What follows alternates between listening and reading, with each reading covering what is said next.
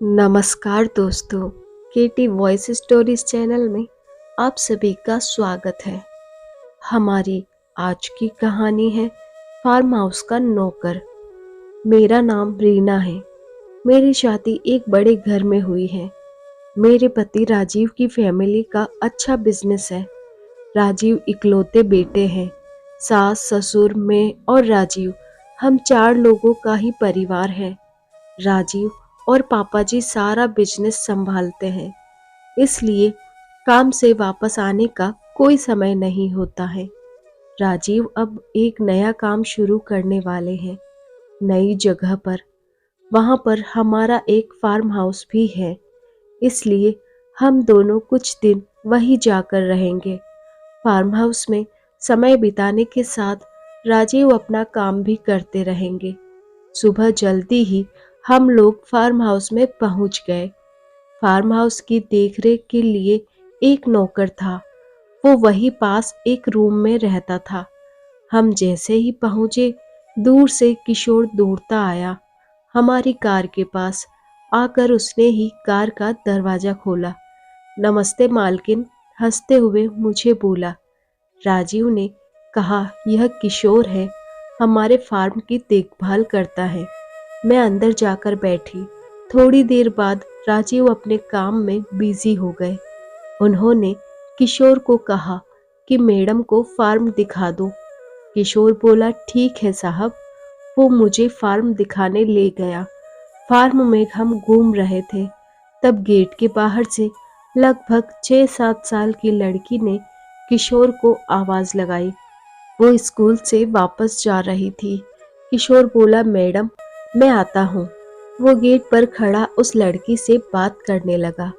मेरी नज़र पड़ी तो वो लड़की मेरी तरफ ही देखे जा रही थी। फिर वापस आकर बोला, मैडम आप आराम करिए, मैं आता हूँ। ऐसा बोलकर वो चला गया। अगले दिन सुबह फिर राजीव अपने काम से जल्दी चले गए।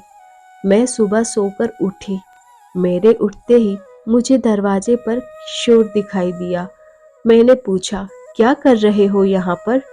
बोला, मैडम अभी आया हूँ चाय लेकर।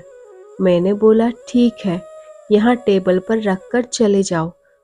मैं नहाकर किचन में गई। किशोर वही था, अपना कुछ काम कर रहा था। फिर वो मुझसे बातें करने लगा। मैं उस तरह की लड़की नहीं हूँ कि कोई एकदम से मुझसे बात करे और मैं भी उससे करने लगूं। इसलिए मैंने उसकी बातों पर कोई जवाब नहीं दिया। यहाँ का पुराना नौकर था, इसलिए मैं उसकी बातें सुन भी रही थी। अगर ऐसा नहीं होता तो शायद मैं उसे डांट देती। अभी मुझे यहाँ आए 2-3 दिन हो गए थे। मैंने यह नोटिस किया कि वो मुझसे बात करने की कोशिश लगातार करता ही रहता था। एक दोपहर मैं कमरे में अकेली बैठी थी। अचानक से किशोर कमरे में आता है। बोलता है, मैडम मुझे कुछ पूछना है। मैंने बोला, क्या? बोला, मैडम आप बुरा मत मानना। मैंने बोला, पूछो। बोला, मैडम मैं आपकी एक फोटो ले सकता हूँ? मेरे मुंह से निकला, क्या? बाहर निकलो अभी कमरे से। किशोर बोला, मैडम आप गलत समझ रहे हैं, मेरी बात तो सुनिए। मुझे पता नहीं क्यों गुस्सा आ गया। मैंने बोला, बाहर निकलो या अभी तुम्हारे साहब को फोन करूं। इतना बड़ा घर और मेरे लिए तो अनजान ही था, ऊपर से वो इस तरह की बातें कर रहा था। मुझे कुछ अजीब लगा। मैंने सोचा शाम को राजीव आएंगे तो सबसे पहले इसकी छुट्टी करवाऊंगी। शाम को राजीव आए तो मैंने उनको सब बताया। राजीव मानने को तैयार ही नहीं थे। बोले, यह कई सालों से है, उसकी एक बच्ची भी है, तुम कुछ गलत समझ रही हो उसकी बच्ची के बारे में, मुझे पता नहीं था। मैंने बोला, कई सालों से यहाँ कोई लड़की भी नहीं आई थी। राजीव ने बोला, रुको अभी बुलाकर बात करते हैं। राजीव ने किशोर को आवाज लगाई। किशोर आया तो राजीव ने बोला, क्या हुआ? किशोर, तुम्हारी मैडम कुछ कंप्लेंट कर रही है। साहब मैंने सिर्फ फोटो लेने को कहा था। राजीव ने पूछा, क्यों चाहिए तुम्हें फोटो? किशोर बोला, साहब आप तो जानते हैं मेरी 7 साल की एक बच्ची है। उसकी माँ उसके पैदा होते ही चल बसी थी और जब वो 2 साल की थी तब हमारे घर में आग लग गई थी। भगवान की कृपा से हम तो बच गए, लेकिन उसकी माँ की सारी निशानियां खत्म हो गई। बिना माँ की बच्ची को संभालना बड़ा मुश्किल होता है साहब।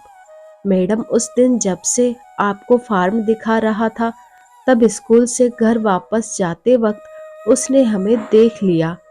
मेरा घर यहीं थोड़ी दूर पर है। उसकी दादी उसे संभालती है। हमेशा मुझसे पूछती रहती थी कि पापा मेरी माँ कैसी दिखती थी, कैसे चलती थी, कैसे बातें करती थी। मैं उससे कहता था वो बहुत सुंदर थी, यहाँ गांव में उसके जैसा कोई नहीं है। आपको जब देखा तो उस दिन मुझे उसने यही पूछा, क्या पापा मम्मी ऐसी थी? मैंने उसे कहा हाँ ऐसी ही थी। तब से जिद पर अड़ गई कि मुझे मैडम से मिलना है। वो मेरी मम्मी जैसी है, स्कूल नहीं जा रही है।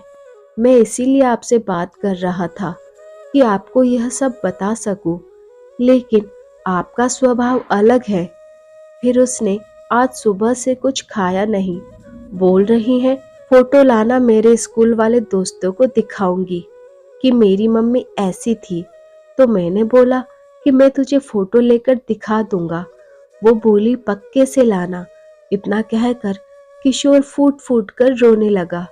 रोते हुए ही बोला, बच्ची है मैडम, उसका नसीब ही ऐसा है। पैदा होते ही माँ मर गई और बाप मुझ जैसा मिला। मैडम हम साहब से कुछ भी बोल देते थे, साहब का कभी मुझे डर नहीं लगा। यही आदत मुझे पड़ गई और मैंने आपको भी अपना समझकर बोल दिया। आप मुझे बताने देती तो मैं आपको भी बता देता। किशोर की बातें सुनकर मुझे अपने आप पर गुस्सा आया। राजीव ने किशोर को चुप कराया और कहा कि बच्ची को वहां क्यों रखते हो, उसे यहीं रखो। इतना बड़ा फार्म हाउस है, कल बच्ची को लेकर आओ। सुबह वो बच्ची को लेकर आया।